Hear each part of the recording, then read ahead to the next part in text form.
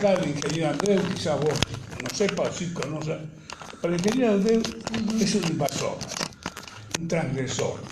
Es una especie, yo estaba leyendo la biografía de Silvio Gesell, que era comerciante el tipo, y era comerciante de Alemania, tenía que venir a la Argentina, entonces dijo cómo tenía que ser la económica, a punto tal, ¿no?, que Keynes, en su famoso libro de la teoría del dinero, cita como gran valor a Silvio Gesell, ¿no?, con lo cual ya le dio puerta de entrada para que todos los economistas, sí, Silvio Gesell, sí, ninguno lo lee, pero no importa, ya le dio. Bueno, acá tenemos un caso parecido. Tenemos una especie de Silvio Gesell acá. Este pasó por la Facultad de Derecho, me conoció a mí, cometí el error de traerlo, ¿no?, y ahora nos va a explicar a todos cómo es el derecho. Así que ha abandonado su agronomía, no ve más una semilla, nada, directamente a cómo es el árbol que la produce. Bueno, querido Guillermo, muy bien, arrancamos. Este auditorio que ha bajado perfecto, un poco, perfecto. Bueno, el nombre de la charla es Sistema Fiscal Constitucional de Rentas, como generador de un orden para lograr pobreza cero en forma inmediata. ¿Me permite una interrupción? Sí. Por el auditorio que está presente acá, Sí. me gustaría que usted le aclarara qué es la palabra renta. Claro. Si no, podemos... Bueno, sí, por eso yo lo voy a desarrollar y voy a comparar cómo se separa la renta y como recurso fiscal y los impuestos como recurso fiscal, que son contrarios unos a otros, pero lo vamos a desarrollar.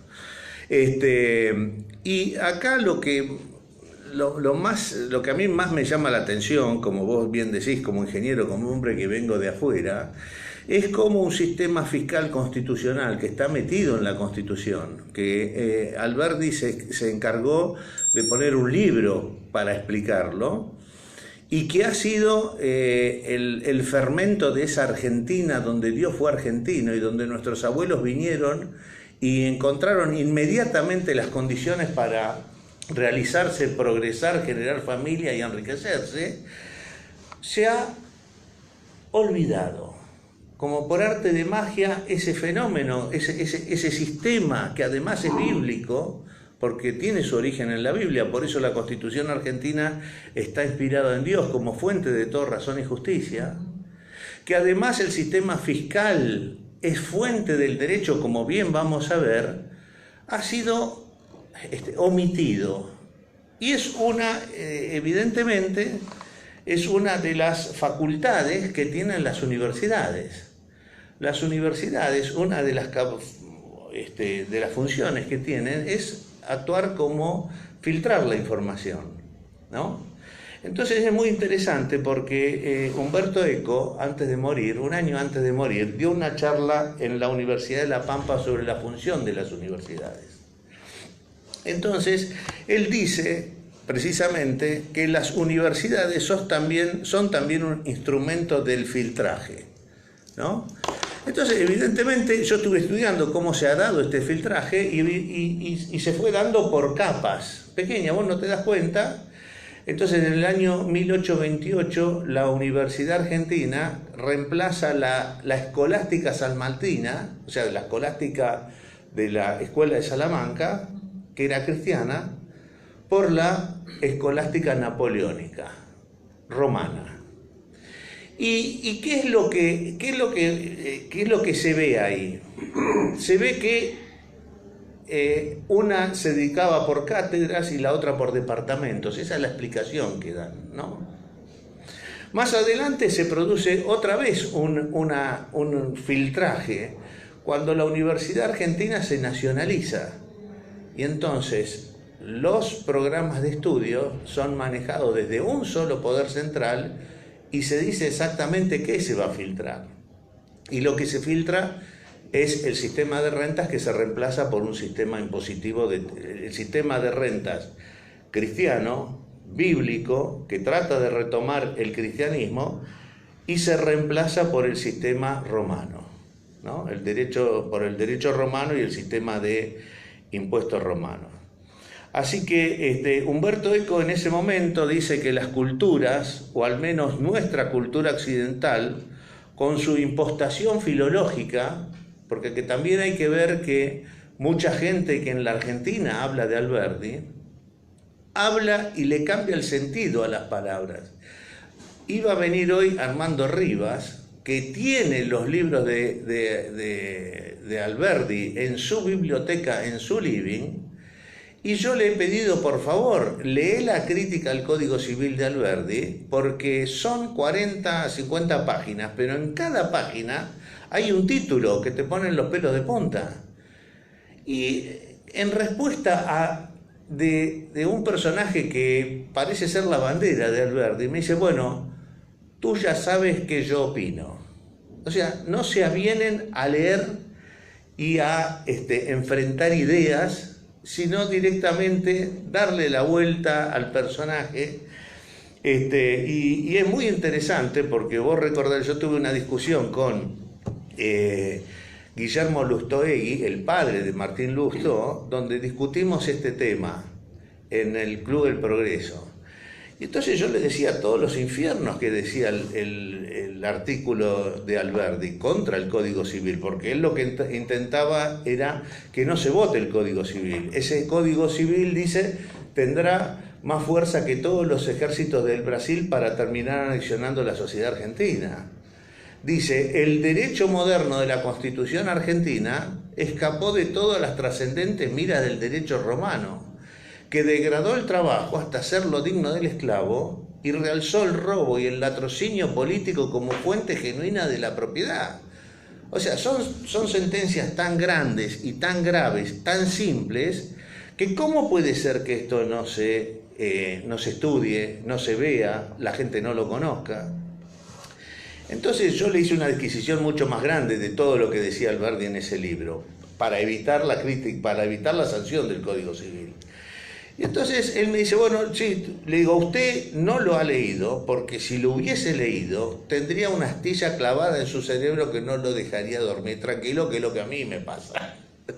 Entonces, bueno, se va a Miami porque es director de la Universidad Internacional de la Florida, y un día me llama, y me dice, yo lo voy a conseguir allá, total, allá tenemos de todo, ¿no? Me llama y me dice, Andrés, no consigo el libro, ¿usted me lo podrá conseguir? Sí, cómo no, con mucho gusto. Me voy a la Facultad de Derecho, no están las obras completas de Alberdi. Me voy al colegio de abogados, tampoco, tiene una biblioteca gigante. Me voy a la biblioteca de Ardo Rocha, las obras completas de Alberdi no estaban. Me voy finalmente a la biblioteca del Senado, de la provincia, que es una biblioteca enorme, tampoco están. Entonces, como el director es amigo mío, le digo, por favor, mirá lo que está pasando. Pero no puede ser, esto es inaudito. Entonces llama a una mujer y dice, mira lo que está pasando, no están las obras completas de Alberdi acá en esta cosa. Y evidentemente no estaban en catálogo. La señora al rato viene con el libro 7, que era el que yo necesitaba, lo tenían escondido. Y eso me pasó. Bueno, qué raro, le saqué las fotocopias y se lo mandé. Qué raro esto. Pero el año pasado, cuando vine a dar una charla acá en este instituto, me acordé de eso. Y dije, voy a ir a la facultad, que la biblioteca que tiene la facultad, como ya va a decir Umberto Eco, es gigante. Pido las obras completas de Alberdi, el tomo 7, y con sorpresa también descubro que no están las obras completas en la Facultad de Derecho de Buenos Aires. Entonces no están bajo catálogo, no estaban en el digital, no estaban en el cosa. Entonces pido hablar con la directora y yo todavía sin haber leído a Umberto Eco, por eso cuando vi a Umberto Eco lo que decía, digo, uy, acá lo que hubo fue una situación de filtraje extremo que se hizo en esta universidad. Por eso de esta universidad no sale ni un Alberdi, salen todos Cicerones en todo caso, pero Alberdi ni uno. Entonces, y le digo a la señora, la directora, me dice, pero no puede ser, ¿cómo es esto? Se fija en los catálogos, no aparece. Entonces me dice, ¿usted se va a quedar un tiempo más? Sí, yo estoy acá en el instituto. Me llama como a la hora y pico, porque yo le pido, ¿usted no me haría un certificado? Pues estoy haciendo un trabajo sobre cómo se ocultan las ideas de Mayo y las ideas de Alberdi. Entonces necesito un certificado que me diga efectivamente lo que está pasando, que las obras completas de Alberdi no están acá en esta facultad. Bueno, me llama al rato y me dice, no, Andrés, sí, estaban, las teníamos acá. Bueno, fui a ver y efectivamente el libro 7 estaba, no había sido abierto nunca, es un libro que estaba cerrado. Ojo que Mitre quiso impedir que se publiquen las obras completas de Alberdi y un sobrino suyo las publicó, ¿no? La cuestión es que para abrir había que pasarle un cuchillo para poder abrir las hojas. Esta es la relación. Por eso es que cuando Umberto Eco habla del filtraje académico en la impostación filológica, filtraje académico es esto que ha pasado, impostación filológica es lo que hace todo el neoliberalismo argentino, que le cambia el sentido a las palabras de Alberdi. Entonces, sigue diciendo Umberto Eco, las culturas... Hay un libro de Mayer, sí, que es un tomo así, sí. y vos no lo consultaste nunca. ¿Sobre qué tema? No, en general, pues es un tucumano, sí, que habló sobre la vida de Alberdi. Bueno, no sé, pero Alberdi está censurado. Sí, sí. O sea, vos vas a ver en todas las facultades que hay normalmente una foto de Alberdi, un retrato, pero las obras de Alberdi están filtradas, como dijo, que es una de las capacidades de la universidad, filtrar. Y evidentemente en algún momento acá se dijo, las ideas de Mayo desaparezcan, vamos a volver al derecho antiguo. Y entonces, con eso conlleva reemplazar el sistema de rentas por el sistema de impuestos, que ahora vamos a ver las consecuencias. Entonces dice Umberto Eco, las culturas, al menos nuestra cultura occidental, con su impostación filológica, tiene el interés de recuperar datos que han sido perdidos, olvidados, deliberadamente ocultados. Por lo que tenemos la necesidad de trabajo de especialistas, historiadores, arqueólogos, dice, para tratar de resucitar conceptos y experiencias que han sido accidentalmente sumergidas en la oscuridad, ¿no? Dice, con esta memoria colectiva puede hacer florecer los datos perdidos con un trabajo heurístico o científico y puede reacomodarlos, si no en una enciclopedia común, en una sectorial. De ahí saqué la idea de a nuestro blog llamarlo enciclopedia sectorial, porque efectivamente es eso lo que estábamos haciendo, buscando información y recuperarla. Dice, de este modo, la cultura madura elige conservar algunas informaciones en estado latente. Las informaciones en exceso vienen, por decirlo de alguna manera, quedan congeladas para que en un momento de necesitarse los expertos puedan recuperarlas de un ideal horno a microondas. Traemos eso que está oculto en la oscuridad y lo traemos a la luz. Sacamos eso que está congelado y lo metemos al microondas y le damos vida de nuevo. Para hacerlas regresar, recuperar con el objetivo de descifrar un antiguo documento apenas descubierto. Los lugares de latencia son asimilables al modelo de la biblioteca o del archivo, indispensables contenedores de una sabiduría que puede ser revisado aun si no han estado frecuentado por los siglos. Las universidades, entonces, porque esta era la charla se llamaba el objetivo de las universidades. Las universidades, por consiguiente, no son solo lugares de filtraje indispensables, sino también, con sus bibliotecas y archivos, custodios indispensables del conocimiento latente. Del conocimiento latente, ese conocimiento que está ahí guardado, ha desaparecido. Nadie sabe hoy de qué se trata el sistema de rentas. Por eso a mí me llama la atención. Vengo a dar una charla en la Facultad de Derecho que se llama El Sistema Fiscal Constitucional de Rentas, y antes hice un trabajo, consultar a los constitucionalistas.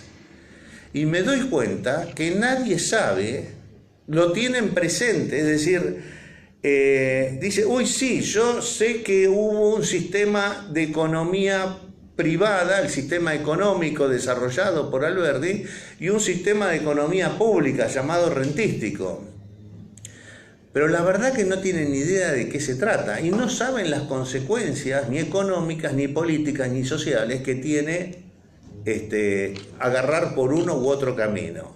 Simplemente es el camino hacia la civilización o hacia la barbarie. Eso es lo que nos pone en este punto de inflexión. Es el camino, por eso Dios fue argentino. Dios fue argentino porque la Revolución de Mayo y su Constitución estuvieron inspiradas en Dios. Entonces se tomó del Levítico el sistema de rentas, que dice lo mismo que la ley de enfiteusis. Tomen toda la tierra que quieren, deben pagar un canon enfiteutíco por ella. Lo refina Alberti en su sistema económico y rentístico, lo desarrolla y dice: tomen toda la tierra que quieren, deben pagar el 1,5% del valor de la tierra. Ahora, lo extraordinario es que este sistema que de la Argentina desapareció, y ojo, mientras cumplimos con la ley de Dios, Dios fue argentino. Y cuando nos apartamos de la ley de Dios, o sea, incumplimos con el sistema fiscal constitucional de rentas, Dios dejó de ser argentino. Y no solo dejó de ser argentino, recibimos la ira de Dios. Nos alejamos de la ciencia objetiva, de la ciencia natural, y nos fuimos al puro derecho romano. Y entonces, en la medida que nos fuimos reemplazando el sistema de rentas por el sistema de impuestos, recibimos la ira de Dios y la Argentina se transformó en este infierno que estamos soportando hoy. Que algunos lo soportamos mejor que otros, porque tenemos la suerte, pero hay gente que sufre dramáticamente este cambio que se ha dado en estas universidades. Por eso el desafío de Humberto Eco es: señores, llegó el momento de revisar lo que se ha filtrado, porque es necesario, porque si no vamos a terminar como Roma. Vamos a terminar en un proceso autodestructivo, matándonos uno contra otro. Humberto Eco. No, todo lo que dije leyendo es de Humberto Eco. Lo que estoy agregando soy yo, porque Humberto Eco, que en su obra El nombre de la rosa, el tipo ve esto, porque él ve que en el siglo XI, lo hace, dicho por Guillermo de Ockham, dice que los seminarios, las abadías y las bibliotecas, que eran centros resplandecientes de santidad y conocimiento, se transformaron en refugios de holgazanes. Entonces las bibliotecas se cerraron, el conocimiento desapareció y acá no se enseña, no se ejerce el espíritu crítico más. Por eso es que tiempo antes, y lo vamos a ver cómo Pedro trata en las cartas a los Galatas, todo el desarrollo de cómo la ley romana, bueno, pero no vamos a avanzar. No vamos a avanzar en ese sentido, ya vamos a llegar. Bueno, la cuestión es que acá hay un problema fundamental, que el sistema fiscal de recursos públicos es fuente del derecho. Y lo vamos a ver muy bien cuando tratemos cómo funcionan los dispositivos. Pero vamos ahora a separar por qué el sistema de rentas cristiano es lo opuesto al sistema de impuestos romano. Porque son dos los factores de producción que intervienen en la generación de riqueza: la tierra y el trabajo. Entonces, para la ley de Moisés, que trata de recuperar Jesús, los fondos públicos son formados por la renta de la tierra. Lo dice claramente en el Levítico 25-23, dice: sobre toda la tierra que es dada, ustedes deben pagar la renta que van a formar los recursos públicos. Fíjense que ahora el único organismo que mantiene su nombre de rentas, todas las provincias, los entes recaudadores se llamaban rentas, y casi todas han sido reemplazados. La única que todavía lo sostiene es la Cava, la ciudad de Buenos Aires. Así que es interesante, ¿no? Porque por lo menos, fíjense que cómo cambió, hasta en el título cambió los entes recaudadores.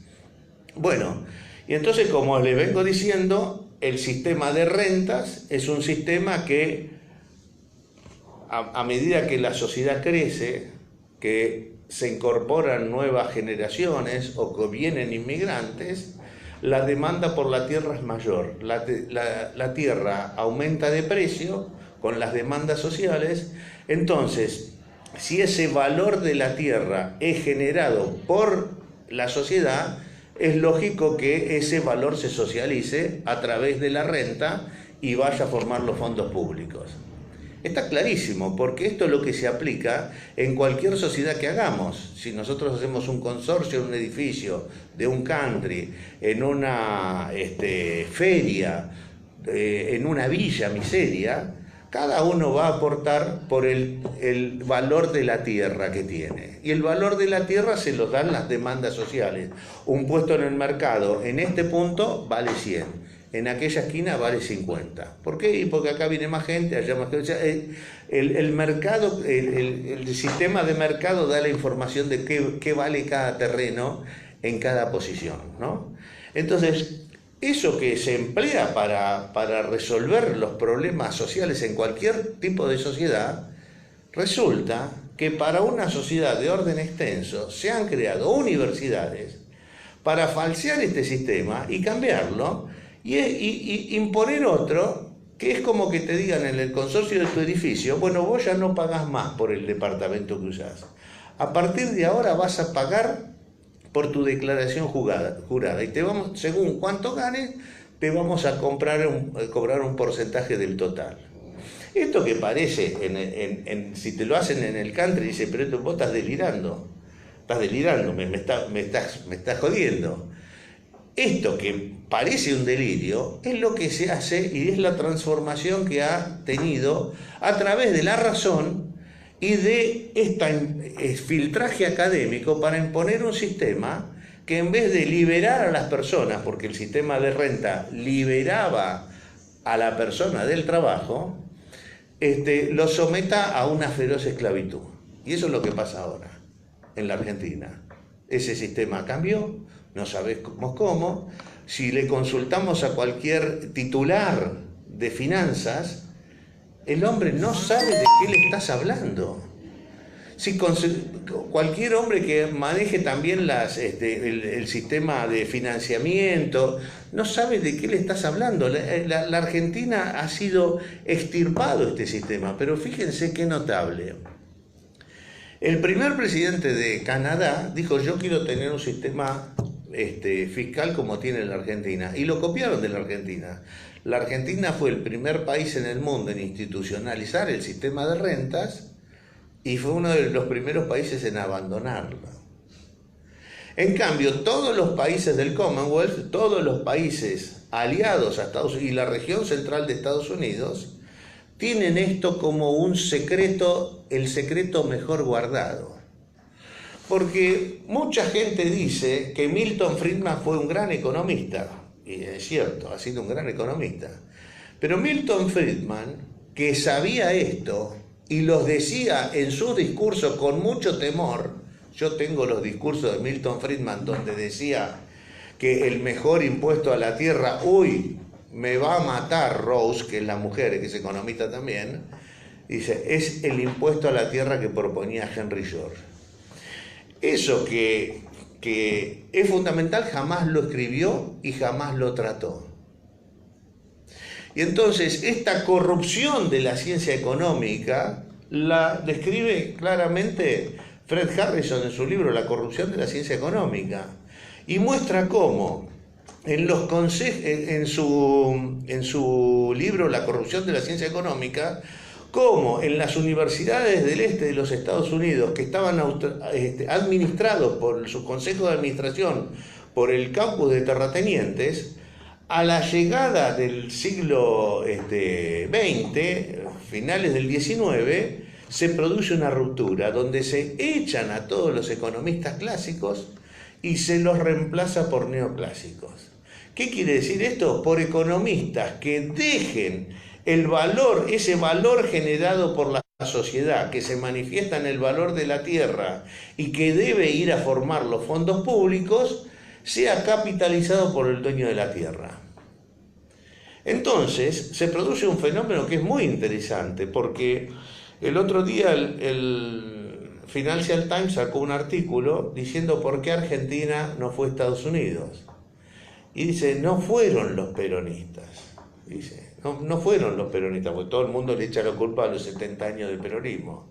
Dice, lo que hizo que Argentina no fuera Estados Unidos es que Estados Unidos repartió su tierra en pequeñas parcelas a la gente que llegaba inmigrante. En cambio, Argentina la repartió en un grupo de familias.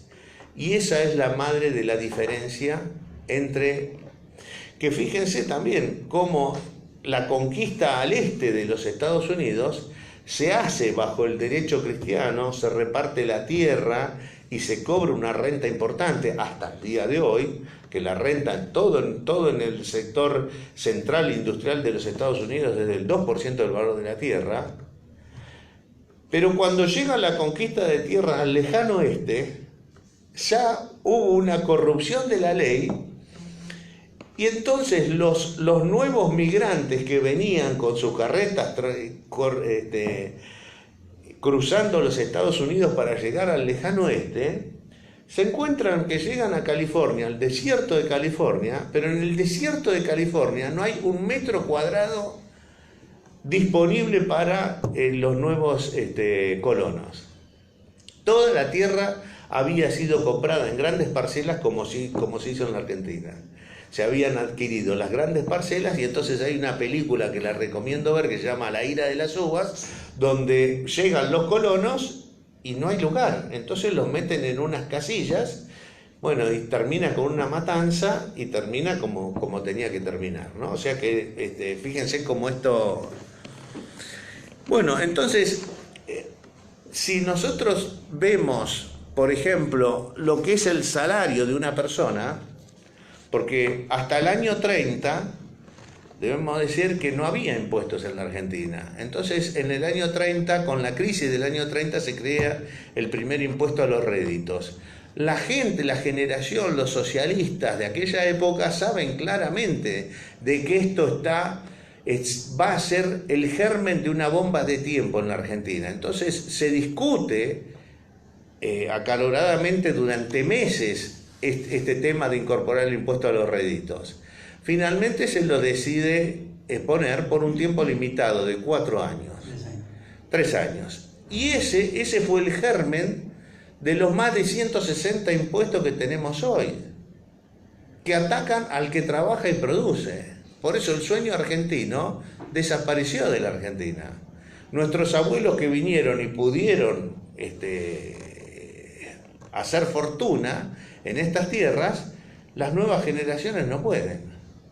Y entonces, bueno, se produce ahí, y lo más paradójico de todo esto, es que son los gobiernos populares los que generaron todo esto. En nombre de la defensa de los trabajadores, la que echaron cargas pesadas sobre los trabajadores y le metieron 160 impuestos al que trabaja y produce, aniquilando la producción y generando un país de baja producción y de enorme corrupción. Entonces, ¿qué es lo que tenemos hoy? Como consecuencia, si suponemos es el salario de un trabajador, tenemos que por impuestos se lleva más o menos el 60% de ese salario. Pero eso no es todo, sino que como consecuencia de no aplicar el impuesto a la tierra se transforma tiene carácter especulativo. Y lo que hacen los ricos es capitalizar ese valor. Entonces los alquileres que en la época de mi abuelo eran del 10%, del salario, ahora son el 25, 30 y 40%, y vemos en este momento cómo cada vez más el alquiler y el acceso a la tierra está absolutamente imposibilitado a las nuevas generaciones y a la gente que viene del exterior. Por eso el crecimiento en la Argentina se estancó, por eso la corriente inmigratoria se paró y por eso el drama social que tenemos. Entonces, el sistema romano es un sistema esclavista. Lo que tenemos es ese sistema que advertía Alberdi, que degrada el trabajo con impuestos hasta hacerlo digno del esclavo. En Roma es muy parecido a lo que tenemos ahora, porque se generaban impuestos ridículos a la caída de Roma, ¿no? Por ejemplo, el impuesto al orín. O sea, vos tenías que pagar por el orín que tiraba por la ventana. El impuesto a los gorriones. Y nosotros tenemos en nuestras academias de ciencias económicas gente que es fabulosa porque ha buscado la vuelta. Por ejemplo, en La Plata el otro día querían crear el impuesto a las colas de banco. Como el banco deja que la gente haga cola, cobrarle un impuesto, cosas realmente insólitas. Bueno, esto es lo que se ha degradado de este sistema. Entonces pasamos, vuelvo a decir, de un sistema que tenía que ver con la naturaleza de las cosas, un impuesto a la tierra que dejaba libre, por eso San Martín y Belgrano decían, lo importante es ser libre, lo demás no importa nada. Si vos sos dueño del total del fruto de tu trabajo, bueno, el resto no importa. El argentino, el trabajador argentino, no es dueño del fruto de su trabajo, no puede acceder a la tierra por este fenómeno y entonces tiene que estar esclavizado permanentemente. Pero no solo es el problema de que transforma al mundo, los impuestos transforman al hombre en esclavo. Tiene una repercusión sobre el orden económico, el orden político y el orden social. ¿Por qué? Porque, bueno, en el orden social genera una enorme desigualdad. Lo tenemos acá nosotros. Tenemos a la Villa 31, donde la gente no es dueña de la tierra, entonces tiene que vivir en tugurios, trabajan 16 horas por día y están en situaciones de pobreza extrema. Articulando ese fenómeno con el barrio de Recoleta, tenemos a las familias apropiadoras de la renta pública que no trabajaron nunca, no limpian los vidrios de su casa, no hacen la comida, no hacen absolutamente nada porque todo se lo hacen los neoesclavos, que en Brasil se llaman sin tierra, pero acá son los sirvientes, digamos. Y esta es la sociedad que se ha ido construyendo, articulada, fíjense, la Villa 31 y Recoleta, por un sistema legal que nace en esta facultad. Por eso es muy interesante lo que está pasando.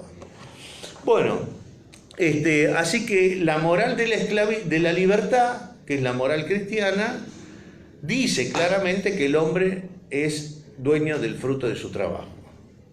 Por eso es que Alberdi en el artículo dice, pido a los políticos del futuro mantener la declaración de derecho, levantar una barrera inexpugnable por todos sus lados.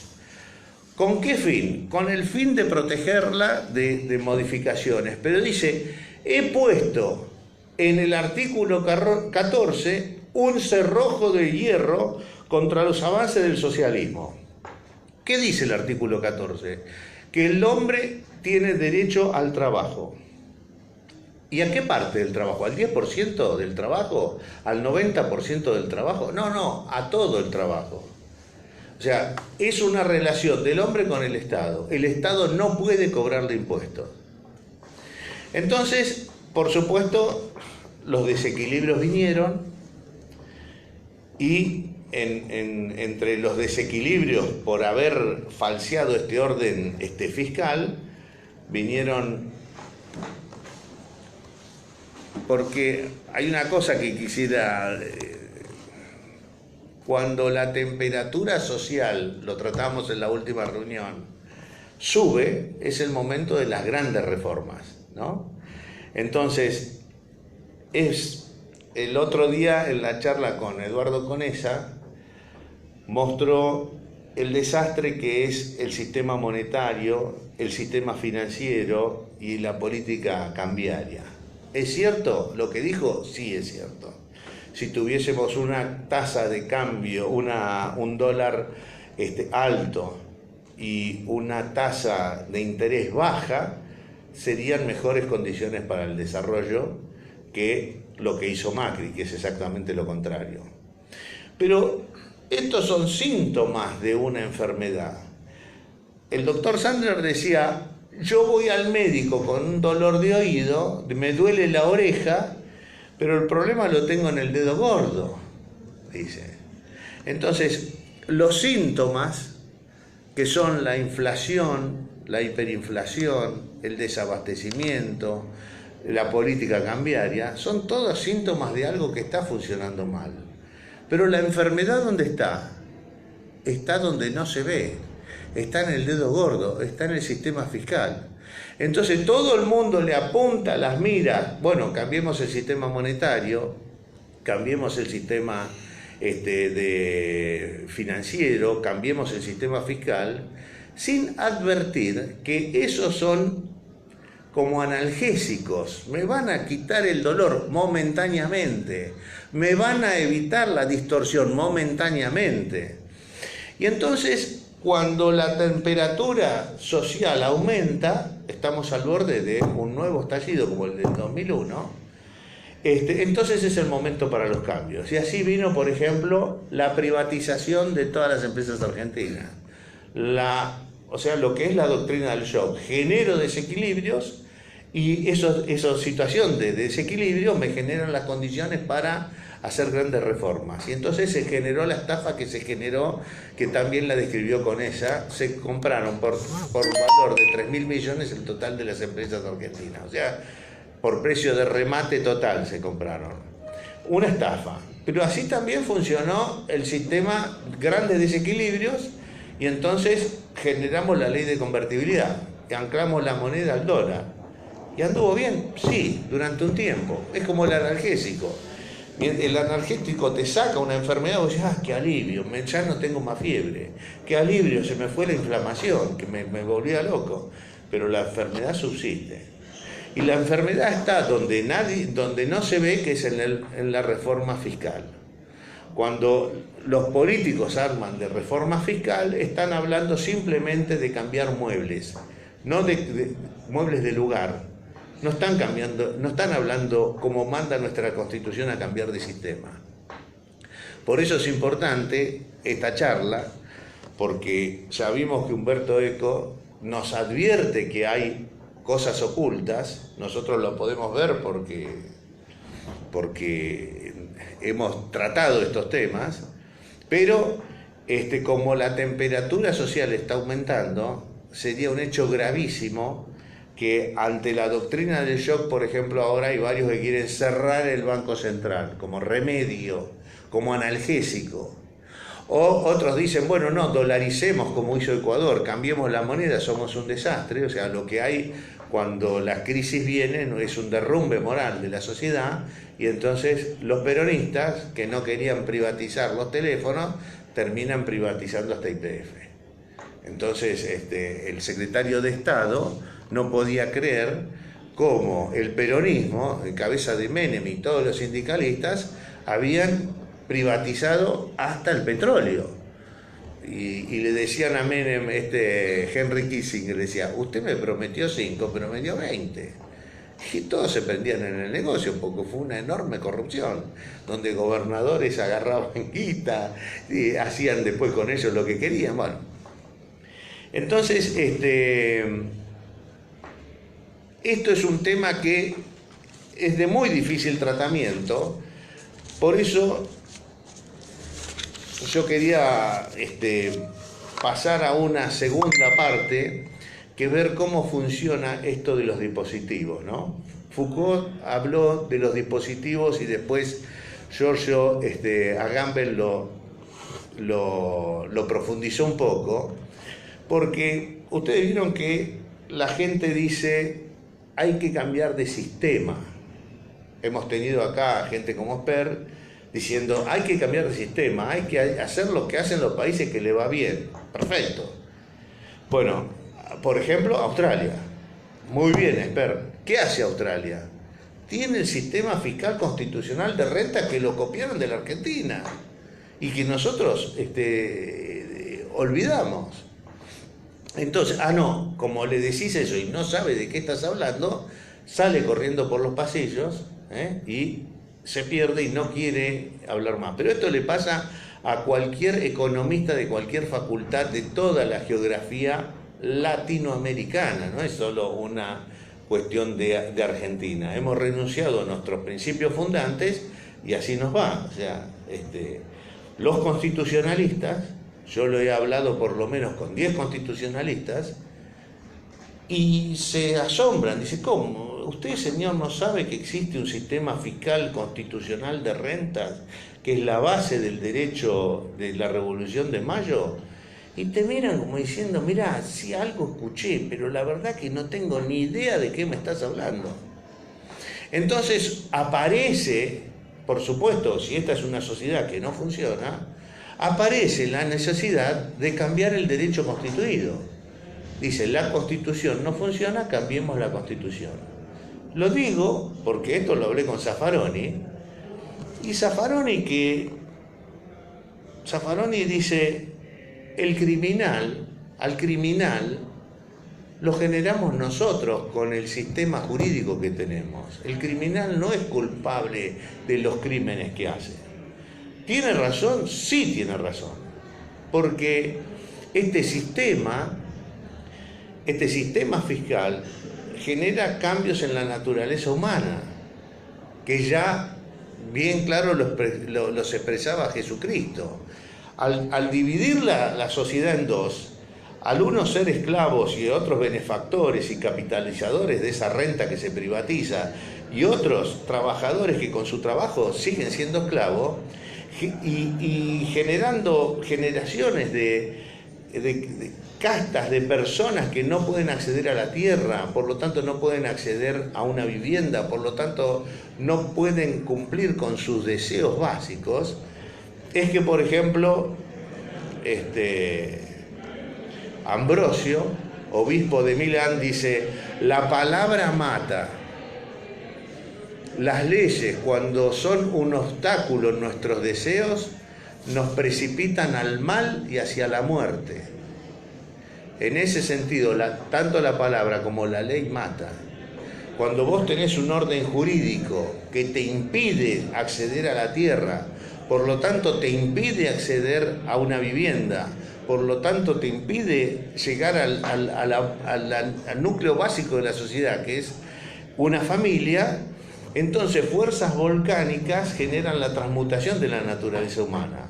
Y ese hombre que estaba llamado a ser el Homo hominis amicus, el hombre amigo del hombre, se transformó en el Homo hominis lupus, el hombre que ataca al resto de los hombres por 20 pesos y capaz que te mate en esa confusión, que es lo que está pasando en todas partes y se ha acelerado. Entonces, cuando Jesús ve que están atacando a un chico que se había robado un celular, en aquella época lo querían linchar, entonces le dice, el odio, la ira y el miedo son el engaño que hacen que nos enfrentemos unos a otros. Cuando nos liberemos de ellos, de los romanos, podremos reconocer que el amor está en nuestra naturaleza y no el odio. Cuando nos liberemos del sistema de impuestos y retomemos el sistema de rentas,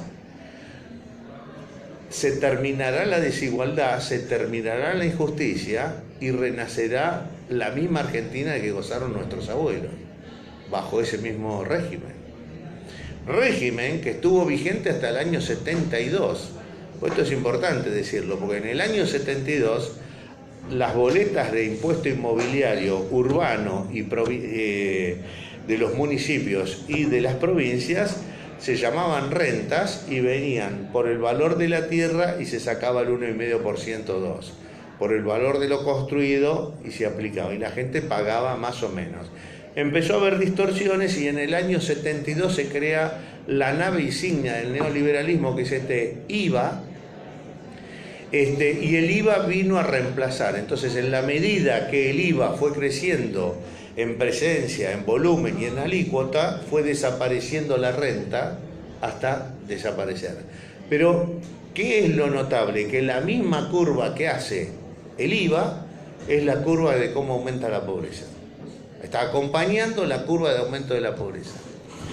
Y en ese momento, en el 72, en la Argentina había un 4% de pobreza, o sea, no había pobreza, y acá se hacían barcos, aviones, autos, se hacían una industria poderosa con un gran futuro. Eso cambió y acá están las consecuencias. Bueno, entonces, por supuesto que ahora quiero pasar a lo que se llama el dispositivo, según Agamben. ¿Qué es un dispositivo? Un dispositivo es un sistema. Un dispositivo es un conjunto de leyes, reglamentaciones, instituciones como la policía, las cárceles que reprimen a esa sociedad o la que la van... y todo ese dispositivo se va generando como una especie de red. Ese dispositivo es una especie de red. Pero ese dispositivo, que lo vemos como una especie de red que se va extendiendo cada vez más, ¿no? Por ejemplo, vamos a hablar del dispositivo Constitución. La Constitución argentina fue un dispositivo de una cantidad de artículos y normas, pero ese dispositivo está activado por una disposición. ¿Cuál era la disposición que activaba a todo ese conjunto, a todo ese dispositivo? Lo dice bien Alberdi, el artículo 14. He puesto en el artículo 14 un avance, un cerrojo de hierro contra los avances del socialismo. Acá no se puede socializar el valor creado por el trabajo. El valor creado por el trabajo debe ser privatizado. ¿Y cómo se compensa? Respetando la Biblia, el Levítico, lo desarrollo en el sistema de economía pública que se llama sistema rentístico. Cada uno debe pagar el 1,5% del valor de la tierra. Entonces eso hacía que cuando vinieron nuestros abuelos, había tierra barata, alquileres baratos, que no llegaban a ser ni el 10% del valor del salario, y el pobre rápidamente se transformaba en un hombre de bien, próspero, que empezaba alquilando, al mes cambiaba de trabajo, había trabajo por todos lados, y se generaba esa sociedad virtuosa. Bueno, entonces tenemos que al dispositivo Constitución... Perdóname, pero... Sí. Guillermo, pero sin embargo, los conventillos existían ya a principios... Los conventillos eran palacios donde, frente a lo que es la Villa Miseria hoy, el conventillo era una especie de hostel, visto con los ojos de hoy, donde la persona estaba temporariamente hasta conseguir más fortuna y armar una familia. O sea que el tema de los conventillos era al lado de lo que tenemos en la villa hoy, ya te digo, un hostel. Voy a decir, pero bueno, en el hostel tenés una pieza y tenés el baño compartido. Sí, bueno, pero era lo que había. O sea, estamos hablando... Bueno, pero sí, bueno, sí. Desde ese punto de vista, la Villa Miseria es un palacio frente a la cámara de gas. Bueno, está bien. No, yo creo que no está buena la comparación. Bueno. No reconocer el conventillo, no reconocer la realidad. El conventillo es la falta de tierra. Bueno, sí, perfecto, que ya el problema se empieza a manifestar, porque... No, ya se manifestaba, ¿no? Ya se manifestaba, bueno, pero por eso, fíjate vos esto, yo quiero que vean esto, el dispositivo y la disposición. Entonces, la disposición, artículo 14, y la disposición, sistema rentístico, transformó a ese dispositivo, Constitución Argentina, en un sistema...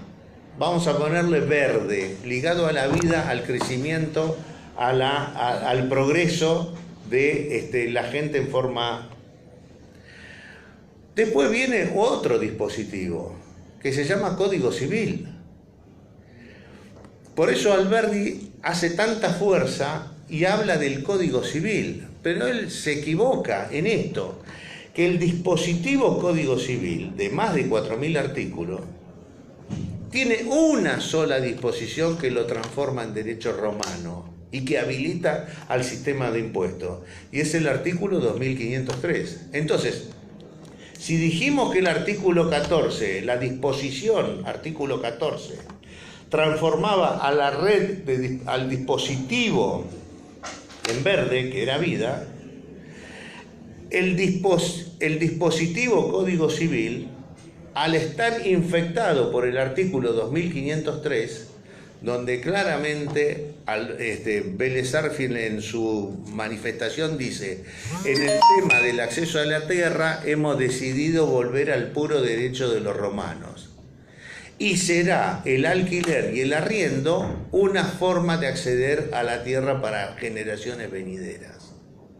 Entonces, ese dispositivo, esa disposición, artículo 2503 reales, transformó al dispositivo Código Civil en un sistema rojo que te conduce a este tipo de sociedad autodestructiva, hacia la muerte.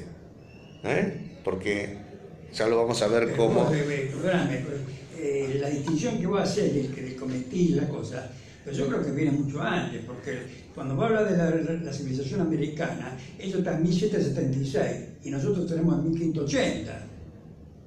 El sistema que vos hablas. Sí.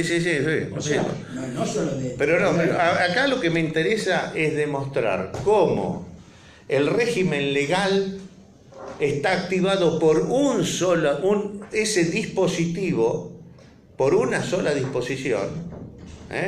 Por eso Alberti dice: he puesto un cerrojo de hierro contra los avances del socialismo. ¿Qué artículo fue abierto de la Declaración del Derecho? El artículo 14.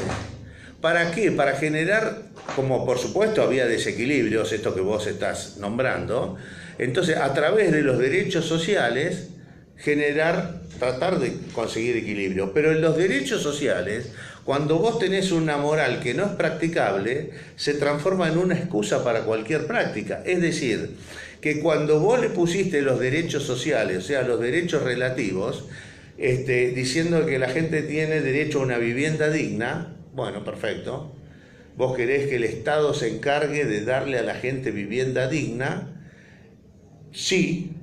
Entonces yo pongo más impuestos, con lo que estoy arruinando los derechos absolutos que venía a defender el artículo 14.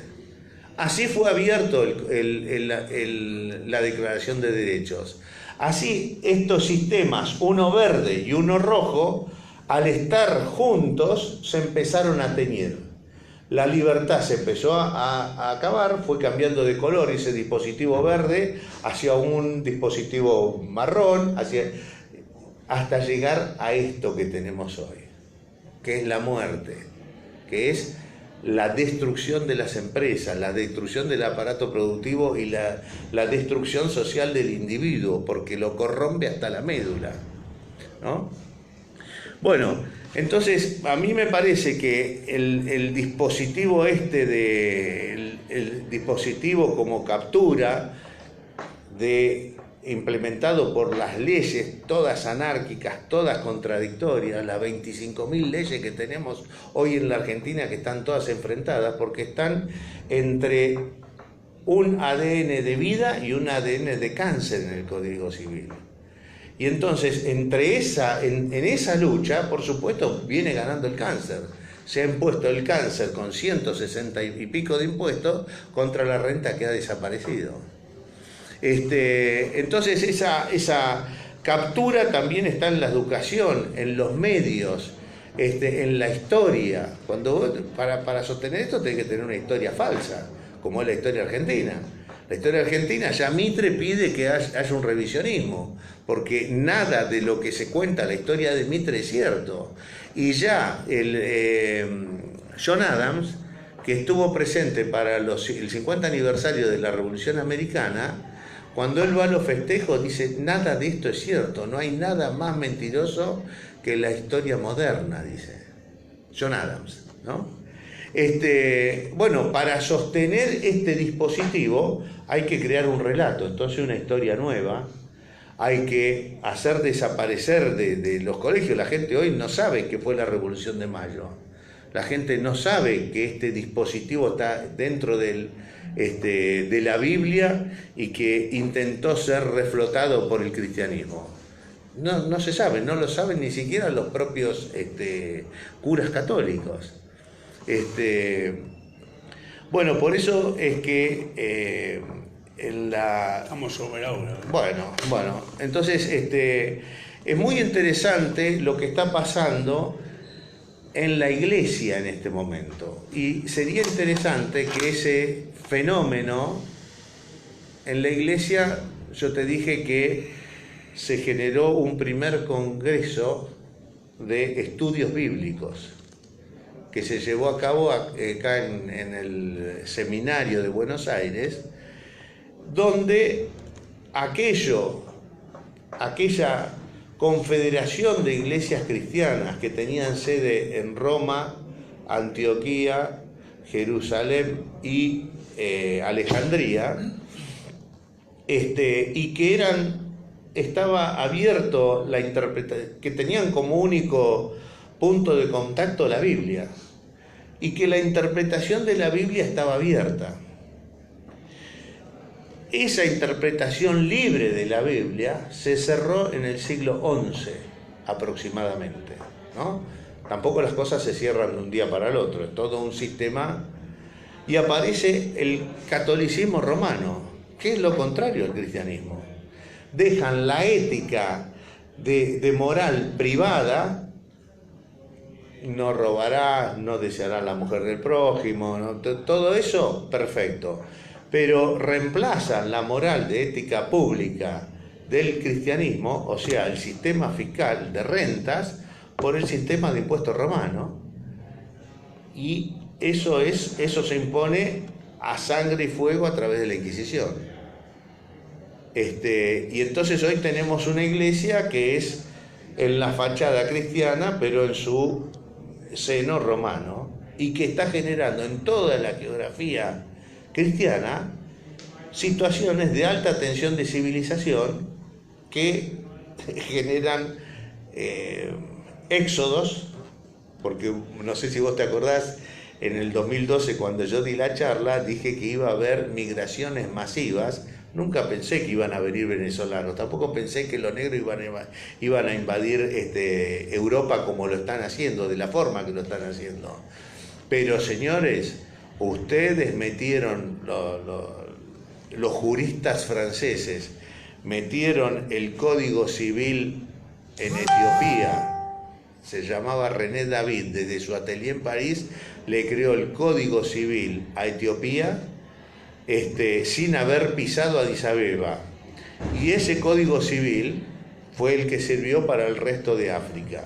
¿Y para qué sirvió? Para que unos pocos se apropien de la renta, pero claro, no podían tener conciencia que la guerra civil que estaban activando, y la desigualdad y la guerra civil que estaban activando en el África, 70 años después, 80 años después, lo iban a tener en el corazón de París a los tiros y degollando a los negros que ellos habían condenado.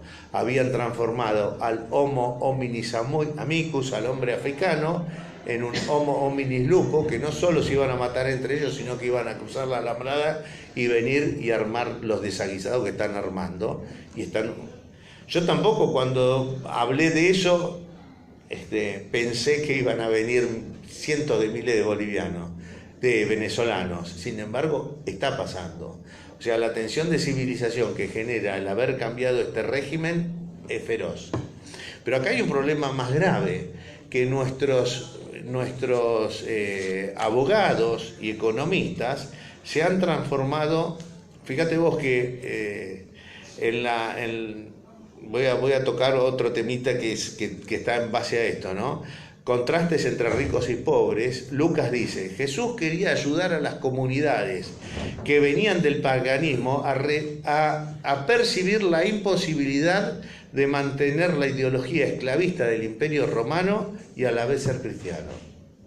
¿Qué es lo que hicimos nosotros? Tenemos una constitución cristiana y un código civil. O sea que nadie puede servir a dos señores, porque menospreciará a uno, menospreciamos a la constitución, y amará al otro, nos agarramos del código civil. O querrá mucho a uno y despreciará al otro. Y dice Lucas, fíjate vos lo que dice Lucas: la nueva hermenéutica no vendrá de espacios académicos, que más que buscar la verdad se encargarán del opuesto, defender la verdad. Este era el fenómeno que le pasa al fariseo, a Jesús, contra los fariseos y los escribas del templo. Ellos sabían el mismo proceso que los había liberado de Egipto, y que en los 5 libros del Levítico redactan, entre ellos el Levítico, estos principios morales de orden público. Cuando viene el segundo templo, lo transforman y hacen una ley demasiado severa. Entonces, los trabajos que te voy a mostrar que se hicieron en este estudios bíblicos, en este Congreso de Estudios Bíblicos, muestran todos como los trabajos de Pablo a los Galatas y a los Romanos. Señores, nos tenemos que liberar de la ley. Jesús viene a liberar a los hombres de la ley romana. No se puede servir a dos amos.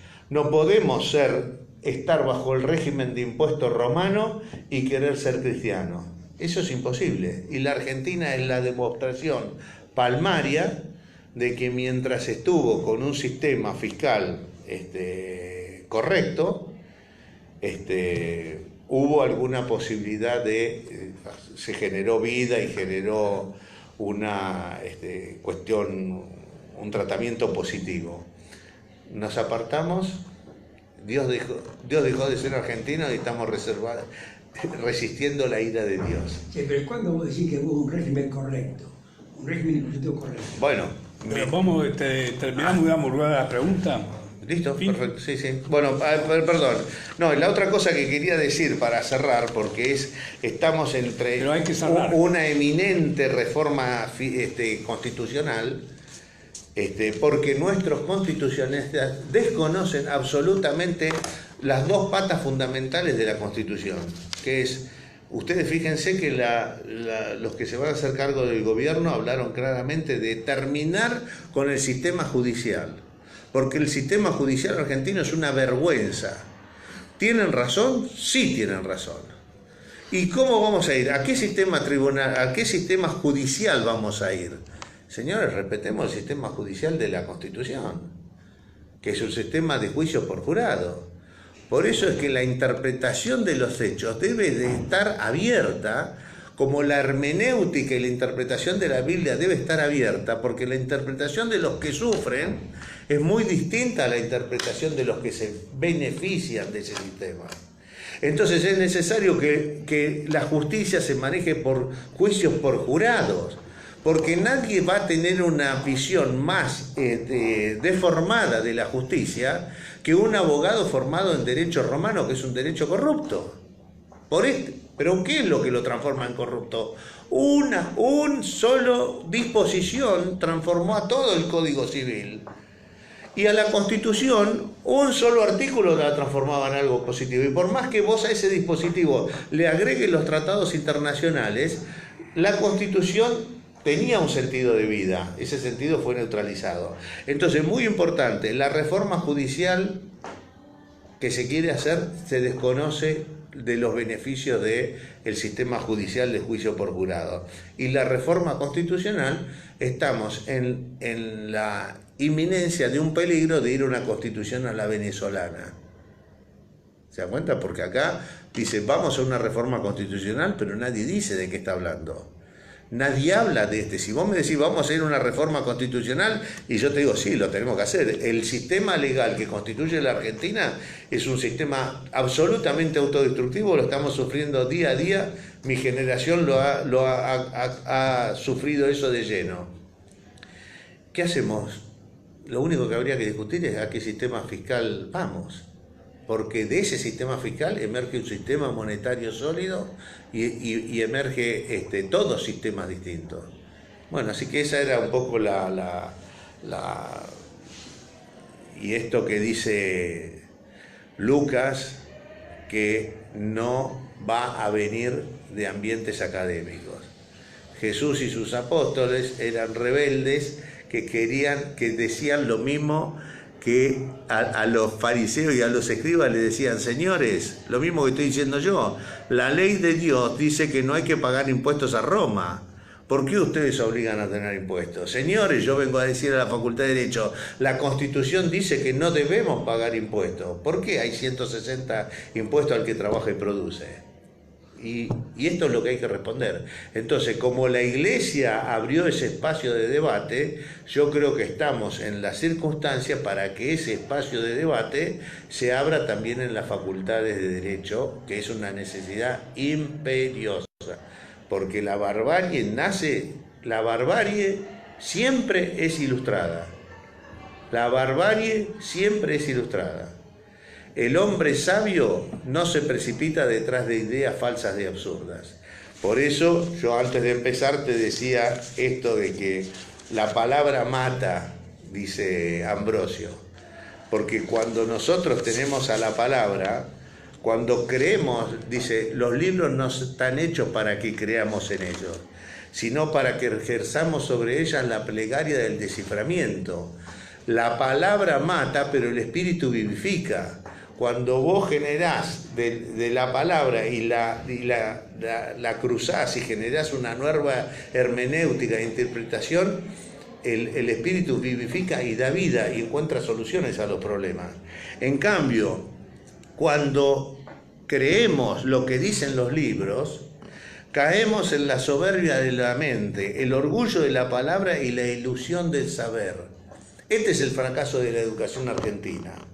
Es el fracaso de no haber impuesto en las universidades un espíritu crítico. Entonces, el espíritu crítico, la palabra mata, los libros matan, pero el espíritu vivifica. En la medida que al hombre lo hacemos ejercer sobre los libros la plegaria del desciframiento, ahí está el camino para salir de esta trampa en la que estamos metidos. Ahora sí cerrado. Muy bien. Bueno, muchas gracias, Guillermo. Y ahora abrimos el debate, a quien que tenga que hacer preguntas. Sí, ¿Alguna pregunta? Sí.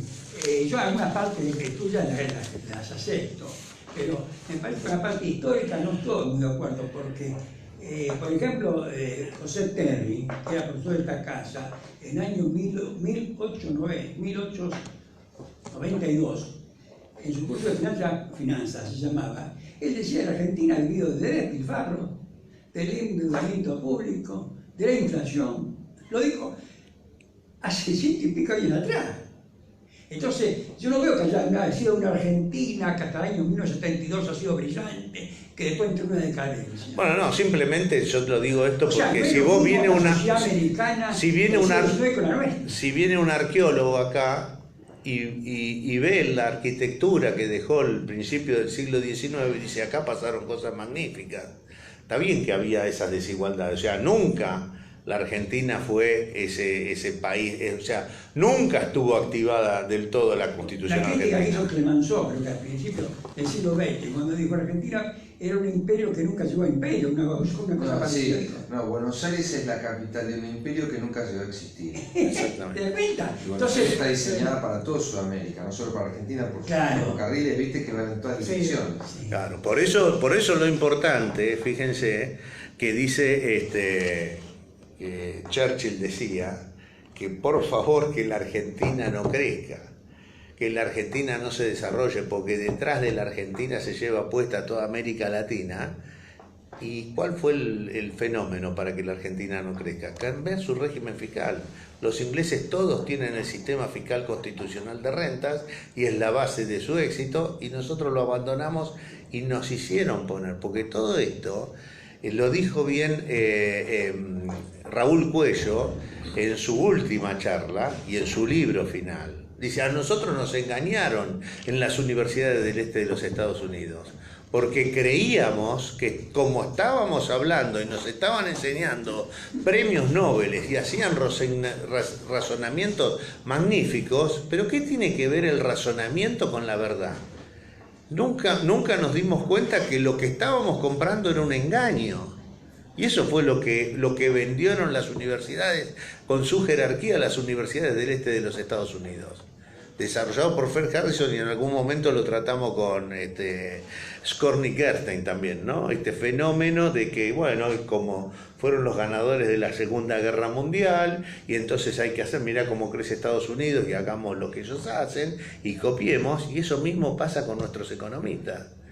Nosotros acá, vos sos claro, cuando se definió el fracaso de Mauricio Macri, el día 10 asumió, 10 de diciembre, el 11, con la reforma fiscal que adoptó, se clavó la fosa, porque fue una disposición en sentido contrario, no fue hacia el sistema de renta, sino fue a profundizar.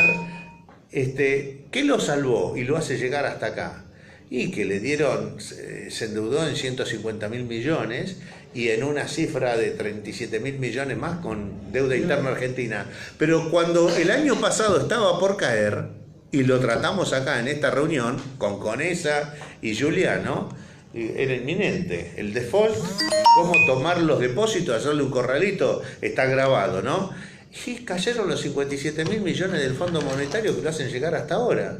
Y que si el próximo desembarco de 5.700 millones no viene, la hiperinflación es inminente. Sí, pero eso no es nuevo debate. Eso está con los militares, con los civiles, con los derechistas, con el izquierdista. Sí, pero... La propia económica argentina, pero perdóname. En el año 45 hasta ahora exactamente la misma. De la Rúa cayó porque no le activaron un stand-by de 1.200 millones, y a Macri le pusieron 57.000 millones. Y a Alfonsín lo hicieron hocicar porque Cavallo fue allá a decir que no le renueven un stand-by de 800 millones. Una cosa de loco. Entonces, fíjate vos lo que está pasando. Bueno, si no fue así, fue más o menos así, pero nosotros estamos en este sistema, por eso es importante que esto trate de llegar a Alberto Fernández, porque en los primeros días, en la reforma fiscal que haga, va a definir la suerte de su gobierno. Si encara para el sistema fiscal constitucional, que por ser profesor de esta casa debe desconocer absolutamente, y que por su equipo ser también de la Facultad de Ciencias Económicas, vos lo sabés bien, como profesor de la Facultad de Ciencias Económicas, le preguntás a cualquier economista de qué se trata, no tienen ni idea. Entonces, bueno, por lo menos poner esto sobre la mesa para que se trate. Perdón, dale. Sí, siguiendo con la pregunta que hacían recién, Sandra, ¿cuándo fue la época que la Argentina aplicó este sistema, o parcialmente, como decías, para la época del centenario, si se puede identificar? ¿Y por qué los anglosajones tomaron de nosotros y no nosotros de ellos el sistema fiscal constitucional de rentas? ¿Por qué lo copió Australia? ¿Cuándo fue? Bueno, yo sé que acá en Argentina los inmigrantes no le dieron la tierra, pero Revolución de Mayo, la generación del 37, como bien explicás, es tal cual y coincido. Lo que no sé si ellos lo tenían de antes, los anglosajones, o lo tomaron después, no sé. Fred Harrison dice que para los ingleses la tierra es de la corona, sí. Por lo tanto que es normal que tenga que pagar rentas. Por eso esto no se trata, porque si vos vas a estudiar economía, eso es anterior a... Eso podría ser anterior. Claro. Lo cierto es que Canadá, yo no sé si lo escuché, lamentablemente no tomé nota en ese momento. ¿Cuál fue el primer presidente que dijo yo quiero poner esto? Que no es más que poner el sistema bíblico, de economía pública de la Biblia. Entonces, yo no te puedo decir cuándo fue. Lo cierto es que hoy todos los países del Commonwealth tienen el sistema fiscal de rentas como base de sus tributos. Y esa es la base del éxito y la convivencia pacífica y la igualdad que existe en esos países. ¿Australia lo tuvo siempre? Bueno, Fred Harrison en su último libro trata cada una de las, porque también varía de estado en estado, y cada una tiene alguna modificación. En su último libro que hace con Fernando Gerstein, Skorny Gerstein, tratan país por país, y ahí lo podés ver cómo está desarrollado. Pero la base de Dinamarca y muchos otros países está en esto. Es correcto. Yo tengo entendido que en Alemania también, incluso hay una libre circulación. En las tierras vos podés entrar a la propiedad privada, no te lo pueden impedir, lo tengo que estudiar, no es como acá o en otros países. hay un sistema de régimen común de la tierra que desconozco todavía en detalle, ya lo estudiaremos. Bueno, pero sé que en Londres, como vos decís, los departamentos no te dan la propiedad, porque son del duque de Westminster, sí, por ejemplo, es el tipo más millonario de Malcolm, ¿no? Exactamente. Por eso hay que pagarle renta, claro. Porque nunca sos propietario de... Bueno, eso pasa en Inglaterra, pero no en las colonias, porque en las colonias no existe la nobleza. ¿Te das cuenta? Todo eso está detallado muy bien ahí. También es muy en el libro de Scornick con Fred Harrison. Cada país, cómo tiene desarrollo, del Commonwealth, cómo tiene desarrollado. Lo tenés desarrollado el autor. No, pero lo podría copiar, colgarlo. Sí. Y en el otro sentido, no sé qué libro tenés allí que indicás, para seguir además el pensamiento de Alberdi, que has publicado y nos has enviado, los escritos póstumos, el sistema fiscal constitucional de rentas, ¿dónde lo podríamos estudiar además de Alberdi, digamos? Bueno, Fragueiro fue otro que desarrolló todo un sistema rentístico, y después ya no... el economista Belgrano también, que ha desarrollado los fisiócratas, pero bueno, y después eso empieza a naufragar y a desaparecer seguramente por persecución. Al que hablaba de esto lo relegaban, porque acá hay un sistema de terror generado en las cátedras que genera un trauma. Entonces la gente dice, uy, si hablo de esto me matan. Bueno, esto lo ha vivido el profesor Sandler también, donde tocas este tema, la gente se pone, se dice, vos estás loco, ¿qué te pasa ya? Y si vos tratás de estas cosas, te sacan de la academia, te sacan y te corren, ¿no? Y te tratan de loco encima. Te pueden decir no, pero está superado. Es claro, eso es viejo, eso es de hace 200 años atrás. Como buena modalidad. Claro, pero no saben que Australia y Nueva Zelanda lo tienen, te das cuenta, activo. Y además es muy interesante también ver en este proceso de transformación del sistema, del dispositivo rentístico cristiano al dispositivo romano. Por ejemplo, lo que pasó, hay una serie que yo, cuando la vean con otros ojos, la serie más antigua y más exitosa de la historia de las series, se llama El Zorro. Sí. Y en El Zorro lo que está es el enfrentamiento entre la España cristiana, que hace de las distintas culturas una sola civilización, un solo lenguaje y una sola religión, amalgándose don Diego de la Vega con los nativos y cooperando, sociedades pacíficas, hasta que viene el águila. ¿Quién es el águila? Con el ejército y con los curas. Y viene el nacionalismo católico a través de España a imponer este nuevo régimen. ¿Para qué? Con un solo objetivo. De las colonias españolas no salía un peso para España. ¿Te das cuenta? ¿No? Y entonces, ¿qué pasa? Cuando llegan por ejemplo, Potosí era superior a París en cuanto al desarrollo de... en Perú había 6 carruajes cada 10 familias, en París había 2 carruajes cada 10 familias, o sea, la superioridad americana era impresionante. Entonces hubo una vuelta a través de la Iglesia al derecho romano, a aniquilarlas, todo esto de la Inquisición, más terminar con las misiones jesuíticas, tuvo un objetivo, y es saquear a América, como después saquearon al África. Fue un dispositivo. Fue un dispositivo romano para que el imperio se lleve todo. Y España no se quedó con esos bienes ni sin interés. Pagó a la banca Fugger de Austria y a otras bancas europeas, por eso el oro y la plata seguían del lado de España a Centro Europa, para financiar los préstamos que Carlos I y V de España había tomado, con la cual también creo yo que el dispositivo del águila había sido impuesto, por supuesto, seguramente, la romana, transformando para contar la extracción, el modelo extractivo que nos rige hasta el día de la fecha. No, y otra cosa que es muy interesante, que vos podés ver en el último Samurái, ¿no? Cómo este cambio de régimen lo transforma. El emperador contrata al ejército americano para matar a todos sus ejércitos samurái, para repartir la tierra y para aumentar la producción de trigo 3 veces.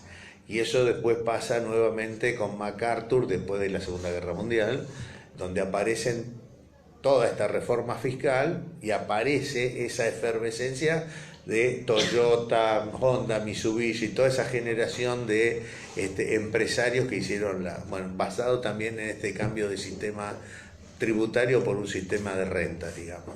Si bien no se puede extrapolar, pero los americanos llevaron eso a Alemania y a Japón, que eran los dos países vencidos. Sí, sí, sí. Y sin embargo a nosotros nos obligan a través del engaño en las universidades a abandonar ese sistema y meter. Por eso es que yo digo que nuestros economistas son combatientes enemigos, son armas de guerra usadas, porque esto te evita tener que matar a alguien. Dejen a los argentinos. O sea, si yo quisiese destruir una sociedad, le pongo derecho romano. En poco tiempo se van a matar entre ellos. No necesito gastar una bala, una pólvora. ¿Alguna obra, un libro que vos puedas referir donde esto está circunstanciado tan bien de tu parte? No sé. Tenés que escribir. Bueno, no. Has trabajado muchísimo. No, pero esto seguramente ahora con esta apertura a la hermenéutica latinoamericana se están haciendo trabajos magníficos. Acá de nueva interpretación bíblica. Este es el libro de Revista Bíblica donde vos ves, claro, yo desconocía esto, la posición de Pablo, de Lucas, respecto de los impuestos y respecto del derecho romano. Que Dios vino a la rudeza del dispositivo romano que te llevaba a la esclavitud, porque allá te ejecutaban fiscalmente. Pero ¿cómo te ejecutaban? Como te ejecutaban, no, te mataban, te crucificaban. O sea, Espartaco era un tipo, hijo de un empresario, que lo mataron por no pagar impuestos. Pero acá hay algo mucho más grave. Este dispositivo de corrupción ha transformado a los entes recaudadores en entes de la corrupción política.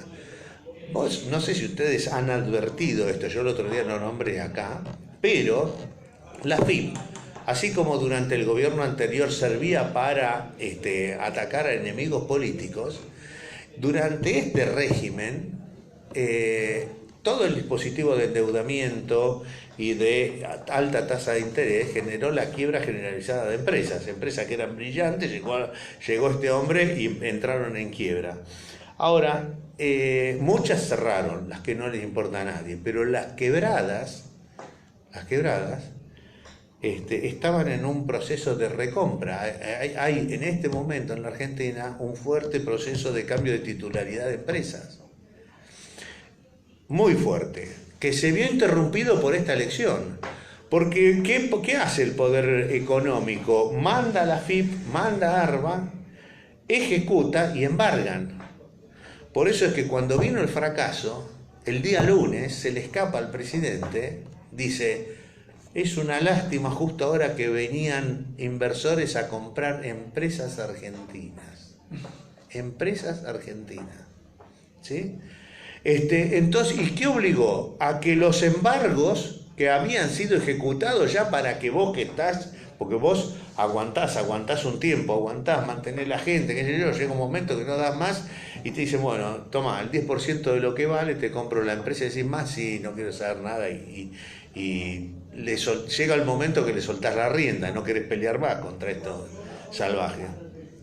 Entonces, así hay, por ejemplo, la empresa, yo sé, Río Paraná, una empresa de transporte de Tandil, que, de 90 años, la empresa que conecta todo el centro y oeste bonaerense, la persecuta, embargo, vendela, te la compro. Entonces compraron gente que totalmente que no sabe del negocio, que son CEOs de estos yuppies que ponen, seguramente serán quizás hasta de Cardenal Newman, y le quitaron la empresa a la gente, como se la quitaron a Chicone Calcográfica. Le digo, no tenés más contrato, no tenés más. ¿No querés bajarme el porcentaje de coima que se está establecido por este dispositivo? Y sos hombre muerto. Este dispositivo que ya vemos cómo cada político viene con sus empresas y como tienen los contratos, se La quedan grieta con todo. está garantizada porque la depredación es una lucha política para ver quién se queda con la torta, con el queso del dispositivo. El dispositivo, por eso es que los delincuentes número uno lo que quieren hacer es acercarse a la política, porque en la Argentina no podés hacer negocios si no estás asociado al poder político que te garantice que vas a ser socio. Es más, en La Plata, yo ahora estoy con un juicio porque unas coimas que me quisieron cobrar, y entonces cuando yo, pero vos no tenés código, me dicen los corruptos. Vos no tenés código. Nosotros te pedimos $220.000. ¿Y cómo nos haces esto que nos denunciás? O sea, el corrupto soy yo. El que está fuera de línea, porque estoy fuera del dispositivo que se armó. Cuando a mí me decían que el intendente de La Plata se quiso poner un hotel y me dijeron, ¿sabés que le pidió un porcentaje del negocio? O sea, el negocio me interesa. ¿Vos querés que yo te dé la factibilidad? Bueno, dame un tanto por ciento, no sé cuál era el tanto por ciento. Yo digo, estás exagerando. Y Hugo Alconadamón dejó en claro que el presidente en campaña les pedía el tanto por ciento de las empresas, no le pedía una suma, le pedía el porcentaje de la empresa. Porque cuando ganemos nosotros, los contratos van a ser nuestros y ustedes van a ganar mucho más. Así como se maneja la dirigencia política hoy. Y esto es lo que está hundiendo. Claro, no pueden vincular ese dispositivo que genera captura de rentas y el 50% de jóvenes bajo la pobreza. Eso no lo ven. Bueno, eso será otro problema. Que lo ven como un problema aparte. Sí, es otro tema. ¿Eso qué tengo que ver? Yo hago un negocito, a mí no me hables. Y disculpa, ¿y Henry George en Estados Unidos tiene que ver con este pensamiento del sistema fiscal de renta? No sé si puedes agregar algo. Total, no. ¿Por qué fue tan exitoso en Estados Unidos? Bueno, porque fueron coetáneos con Alberdi, pero ¿sabes qué pasa? Alberdi fue muy superior porque Alberdi era abogado, entonces lo veía desde el derecho. Esta corrupción del derecho que yo señalo acá, que se hace por filtraje, por conveniencia de un grupo, él también la detecta. Y Henry George es un gran literato, tiene una pluma brillante. Por eso el neoliberalismo contrata a gente con pluma magnífica, como Mises, Hayek, que escriben fabuloso. Vos empezás a leerlo y te lo vas devorando porque es una poesía, ¿te das cuenta? Y lo comprás. Alberdi no tenía la pluma literaria que tenía Henry George, pero Henry George llegaba a muchísima gente precisamente por estas características. El proceso lo describe mejor Henry George que Alberdi desde lo social, pero Alberdi lo describe desde lo jurídico. Y lo logra instrumentar en una nación. Y lo logra instrumentar en una nación, sí. Así que bueno, esto es interesante para que se siga. ¿Alguna pregunta más? Última, ¿hubo leyes reglamentarias a partir del dispositivo del artículo 14 que bien mencionás y de los trabajos de Alberdi y la Constitución, o sea, reglamentarias del sistema fiscal o de rentas, constitución de rentas? Bueno, yo eso no sé, habría que preguntárselo o habría que investigar dentro de los primeros años. Claro, los primeros años, cómo fue que el sistema de rentas se creó acá en la Fragueiro y toda esa gente, que son muchos más, pero que después sigue Silvio Gesell y toda la gente esta, que más o menos el principio es el mismo. Por eso es importante detectar que lo que Silvio Gesell, lo que hizo el hijo de Silvio Gesell al traducir al primer libro, pasarlo a tercer, porque tocaba el tema de la tierra, hizo un daño terrible. ¿Por qué? Porque entonces pasa lo que yo estuve hablando acá, la gente se lleva por... Pero es muy revolución, muy fuerte. Claro, bueno, pero entonces vos te llevas por los síntomas. Entonces los síntomas es la moneda. Y entonces ataquemos por la moneda primero, por eso el libre moneda de Silvio Gesell, magnífico. Todos están hablando de la moneda, todos los políticos están, no, que el nuevo sistema, o el Banco Central, y el libro, el daño que hizo el hijo de Silvio Gesell, pasar al libro 1 de la Tierra, ponerlo en el tercer lugar, fue terrible porque colaboró al desarrollo de este mecanismo, de este sistema. Así que, bueno, hay que volver atrás y hacer lo mismo que está haciendo la Iglesia, abrir a una nueva interpretación de la Constitución y que los constitucionalistas, porque acá hay un problema, cuando el juez anticorrupción, el demonito, ¿cómo se llama? Hay dos. Uno era el penal económico. Bueno, Manuel Sanz. No. El juez famoso, Bueno. que ahora está jubilado. Sí. Que era de penal económico, que fue candidato. Yo fui candidato con él. Sí. Entonces él me dice un día, acá hay que meter presos a los corruptos, pero a los empresarios y a los políticos corruptos, pero antes hay que meter presos a los jueces, ¿no? Entonces yo le digo, mire, antes que tiene razón, dice, porque si hubiese habido acá, yo no pido un San Martín, pero si hubiese habido jueces más o menos, nada de esto hubiese podido pasar. Y entonces yo le digo, señor, antes que meter preso a los jueces, acá hay que meter preso a los constitucionalistas, porque la irresponsabilidad intelectual de los constitucionalistas es dramática. Y esto se cuenta en vidas, en gente que sufre, en gente que está llevada a su propia destrucción. Salí a la calle y lo vas a ver. ¿Yo qué tengo que ver con eso? Te dice. Si lo agarrás a Zaffaroni, y por eso quiero cambiar la Constitución, te dice, porque esta Constitución es un desastre. O sea, es una irresponsabilidad total. Por eso trato de llegar. Esto me pasó con Sapsay, que es presidente de la Asociación Argentina de Derecho Constitucional. Todo lo tengo grabado. Con el Sagués también, que es presidente de la Latinoamericana de Derecho Constitucional. No saben nada. No lo ven. Son guías ciegos que cuelan el mosquito porque están en el derecho del niño por nacer o el derecho del clon y tragan el camello, que cargan pesadas cargas. O sea, si viniese Jesucristo y los putease como los puteó a los escribas y fariseos, los tendría que agarrar a los constitucionalistas argentinos. Hay una llave que está en esa generación, me permito agregar, que es el poder comunicacional. ¿Cómo? El poder comunicacional, los medios, la ley de medios, porque la ley de medios es la que permite generar un sesgo o una ceguera generalizada que incluye a quienes ven y a quienes no ven, porque los que ven no van a hablar. Perdóname, cuando los constitucionalistas, porque es una doctrina que se baja. Y Fragueiro había puesto en la Constitución y en su trabajo 5 poderes, no 3, 5. Los 3 conocidos,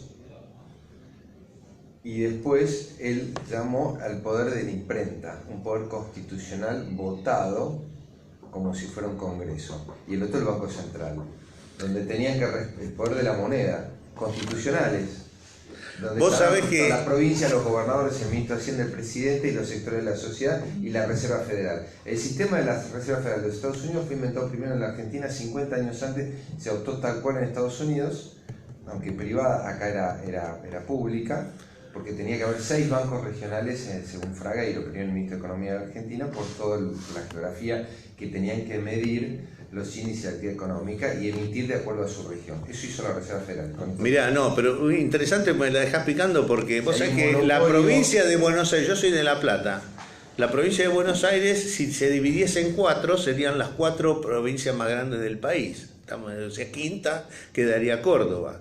O sea, el poder que hay en La Plata es fenomenal. La corrupción judicial que hay en La Plata es fenomenal. Han sacado ahora algunos, pero solo en mi caso, primer allanamiento al municipio platense en la historia del municipio de La Plata, un juez les avisa a los funcionarios que al día siguiente va a ir el fiscal. Entonces el fiscal abre los cajones, están todos vacíos. ¿Qué pasó acá? No, ayer se llevaron todo. Y entonces cruza la llamada y ve que un juez los está llamando para avisarle, primero. Segundo, el juez del Tribunal de Casación, o sea, imagínate, el presidente del Tribunal de Casación, le pide a los tipos $500.000 para dejarlos en libertad. Y estos tipos no creyeron que iban a caer, entonces no le dieron bola. Un año después, caen presos. Y el juez de Casación me dice a viva voz: Andró, antes de que caigan presos, dice, Andró cuando se supo en los corrillos de tribunales de que había pedido $500.000 a los políticos.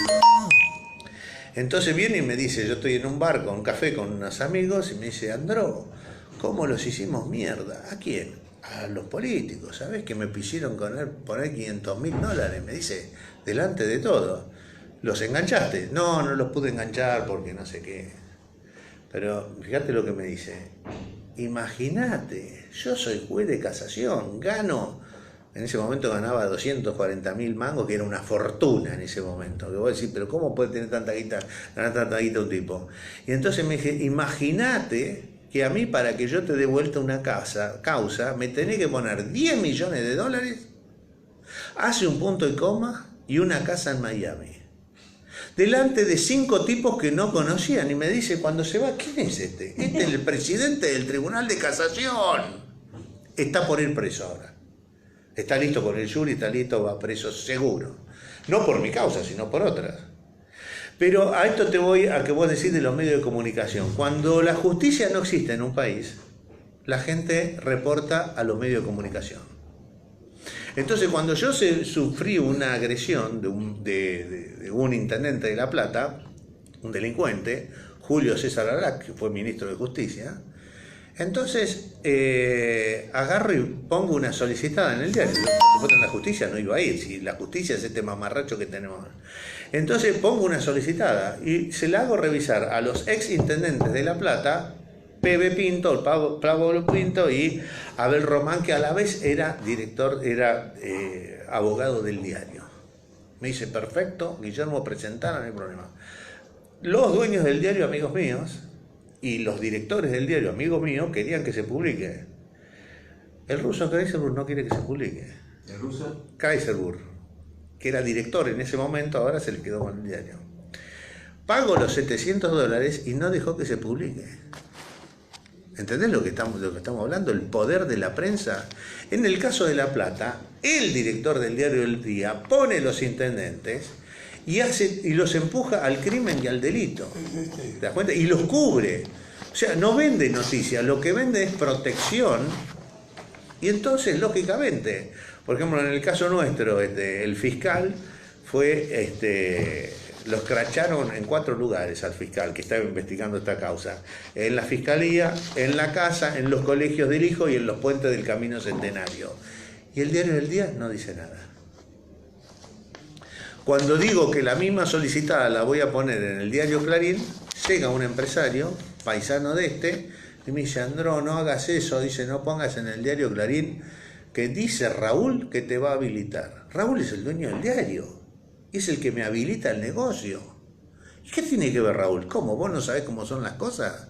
Me dice un alto empresario, Ricardo Salomé, dueño de varias concesionarias de auto. ¿Vos no sabés cómo son las cosas? Este es el dispositivo de corrupción que abraza a todos. Y si vos sos un funcionario y no querés entrar, que ahora va a declarar uno, te sacan a patadas en el culo y ponen a uno que se tiene que avenir. Por eso es que mi presentación en el juicio es para decirles, estos son perejiles. Los $220.000 que me querían cobrar a mí, ellos se quedarían con 20 lucas, se repartían. Las 200 iban para arriba. Y este es el dispositivo de corrupción que está manejando en La Plata y que solo puede ser formado por ese cáncer que significa el Código Civil. Que bien todo esto que te estoy diciendo lo advirtió Alberdi en su crítica al Código Civil. Una desintegración social fenomenal. Están escondidos todos los textos de Alberdi. No hay yo a cualquier abogado que me dice, le digo, flaco... ¿Fuiste a la Biblioteca Nacional? No, bueno, pero acá, por ejemplo, no estaban. No. Sí estaban, escondidos. O sea, pasa el mismo fenómeno que pasaba en el siglo XIII con la biblioteca que escondía los libros de la comedia de Aristóteles. ¿Por qué? ¿Por qué se escondían los libros del segundo libro de la comedia de Aristóteles? Porque la risa, el humor y la ironía son los métodos del avance científico. ¿Vos cómo haces para oponerte a una cara de bragueta? Lo tenés que derrumbar con el humor. Con la Y ironía. con la ironía. La paradoja. Por eso voy a decir, ¿quién es el personaje que más apuntala el avance de esta sociedad? Los políticos, los humoristas políticos, que hemos tenido humoristas políticos y los tenemos brillantes, porque Peter Capusotto es un filósofo lo que está haciendo. ¿Te das cuenta? Y esos son los personajes que derrumban todo este aparato de corrupción que se da en las universidades. ¿Te das cuenta? Porque ojo que de acá salen gente sumamente peligrosa. De acá salen chicos como los del PRO, que después son funcionarios de alto rango, y de la Cámpora. Pero no saben que lo son, que hacen. Perdóname, no, porque no saben lo que perdón, hacen. porque cuando... Pero no es porque son ciegos, porque no Claro, saben son lo que guías hacen. ciegos. ¿Cómo están adoctrinados en la palabra, ¿no? Pueden ser porque sigo vamos a caer porque van a cortar la luz. Entonces, como están adoctrinados en la palabra y la palabra mata, pero el espíritu vivifica, dice, cuando creemos lo que dicen los libros, caemos en la soberbia de la mente, el orgullo de la palabra y la ilusión del saber. Eso es la soberbia de todos estos pibes políticos que entonces dicen, La fecha. y cobran fortuna, que para mí fue magnífico verlos el otro día en el CCK, los 2.000 funcionarios que dentro de 3 meses se quedan sin trabajo y son salarios magníficos, porque el que a hierro mata, a hierro muere, así que ahora ellos se van a quedar sin trabajo. Bueno, muchísimas gracias por su atención. Sos muy claro.